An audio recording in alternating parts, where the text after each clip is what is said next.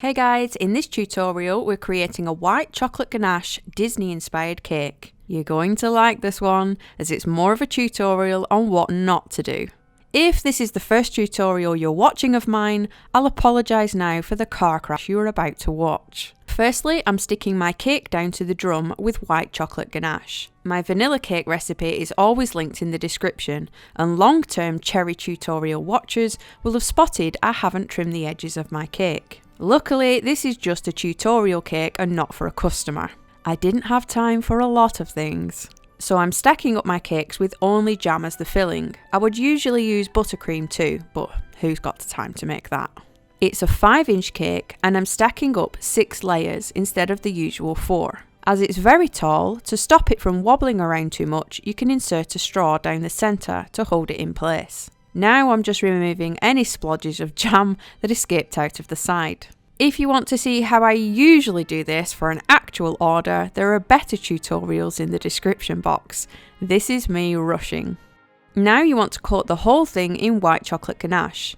Mine here is a little on the runny side because it's still warm, but all you're doing is sealing in the crumbs and also adding lots of stability to the cake.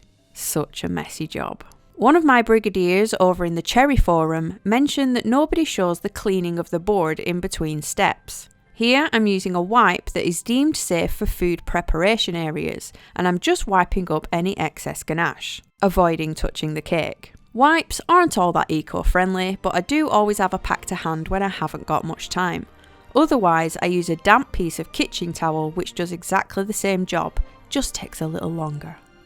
You can of course skip this step as we're going to be adding more ganache and it's only going to get messy again. You may notice bright white blobs in the ganache. This is whitening powder that hasn't fully dispersed. I usually use a white gel, but there's been a shortage of this during lockdown. Those of you who use Wilton whitener will know exactly what I mean. We're going to be adding a bit of interest to the base of the cake using a patterned comb. The one I have here will create 2 different styles, one with the bumps of ganache sticking out and one with spikes of the ganache sticking out. I have a set of these scrapers coming to my shop very soon with limited stock. The link will be in the description box. Firstly, you want to add a nice thick layer of ganache once the base layer has set. Then take your scraper and start scraping around the outside of your cake. Here is not what to do. What, step 6 now? The wrinkled paper towards the outer edge of the drum is causing my scraper to judder up and down. You're best putting your cake on a smooth acrylic disc, so you get a smooth swipe. The first couple of rounds will always look a bit rough until you've filled in any gaps. You just need to keep filling the gaps with ganache and scraping it back off again. The more you do it, the better it becomes. You can see little lines in mine where the smoother is catching the wrinkles on the board. I'm having to slightly hover it to make it smoother. Once you have a few of the gaps filled in, scrape off any excess from the top and you can now remove the support straw as the ganache will have made it nice and secure. Fill in the hole on the top and start perfecting the top edge. I'm now holding the scraper at an angle so only the top ridge is being defined. You could of course just hold the scraper straight as usual, but I was getting annoyed with the board wrinkles. As the ganache starts to firm up, you can scrape the top nice and flat.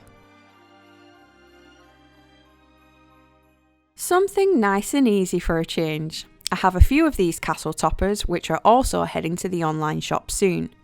I just love the white with all the details of the gold backing showing through. This easily just slides into the centre.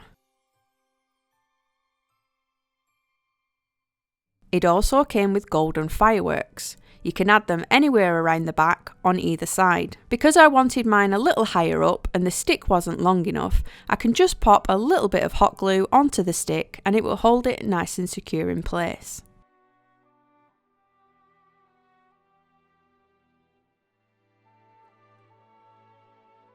I can't wait until I can get back to the real Disney castle.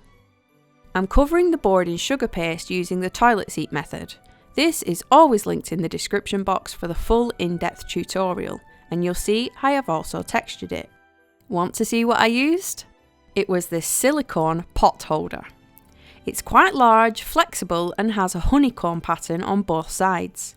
It's designed for using a bit like an oven glove or putting hot pots onto instead of your worktop. It was super cheap, and I also have one with mini squares on. I'll leave them linked below. I do love a good cheat tool. I could have just gone with the honeycomb pattern and lined it up, but again, who has time for that? So I just imprinted it all over again and again to overlap them into a textured board. To make the board pop, I'm mixing some gold luster with lemon extract and painting it on. Everything I use is down below. For some little Mickey decorations, I've traced a head onto greaseproof paper and I'm just drawing around it with a pencil onto sugar paste, and then following the indentation with a scalpel to cut them out. Tidy these up with your fingers and then paint them gold.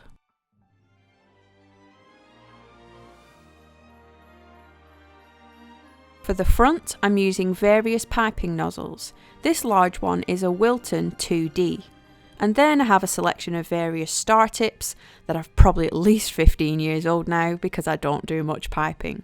Snip the end of your bag and push the nozzle down to the end. Grab a large cup or a pint glass, place the piping bag inside and fold the edges of the bag over so it makes it nice and easy to get your filling in.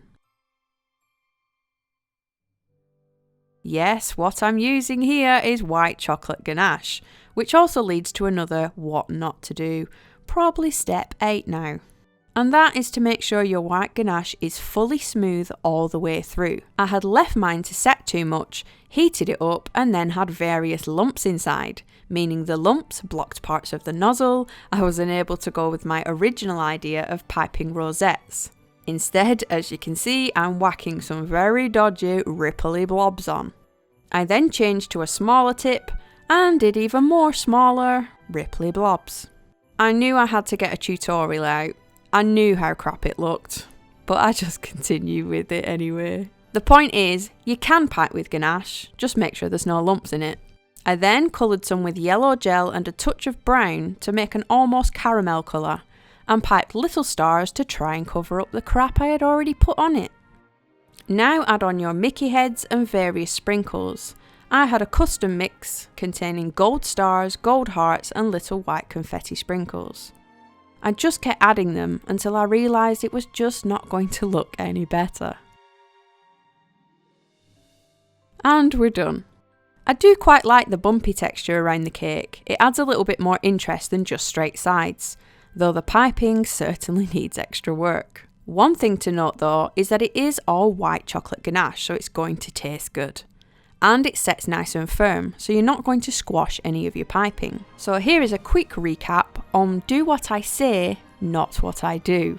Trim the edges from your cakes because they just look nicer when it's cut. Make the effort to add buttercream to the filling because jam and cream is like fish and chips, always better together. Use white gel instead of white powder to whiten your ganache. Make sure your base is smooth when using a scraper and it doesn't catch on a wrinkly board. When piping with ganache, make sure the full bowl is nice and smooth with no lumps, otherwise it will block your nozzle. And lastly, stop rushing. I hope you learned something from this tutorial. I know I did. Let me know below how you would decorate a cake using this castle topper. And if you're not put off, please hit the subscribe button and give the video a cheeky thumbs up. Thanks guys, see you next week.